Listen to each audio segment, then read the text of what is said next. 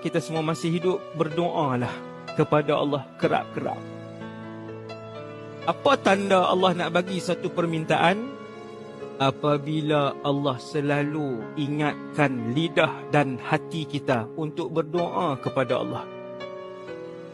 Siapa yang perasan hari-hari dia ulang satu doa tu setiap hari, bertahun-tahun dia ulang, ketahuilah, kata para ulama, Allah nak bagi permintaan itu.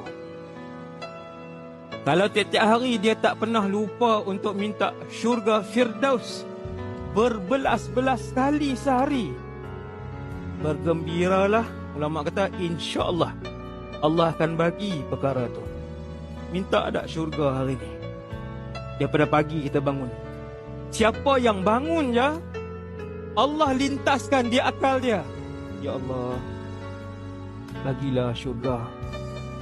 Dia bangun nak urus anak, nak urus diri dia, nak setrika baju, nak pergi kerja, nak buat makan, nak macam-macam dia fikir. Tapi bila bangun, terus terlintas, tak gosok gigi lagi, tak masuk tandas lagi. Allah lintaskan di fikiran dia, di hati dia, untuk dia berdoa.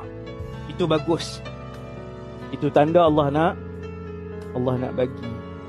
Subhanallah.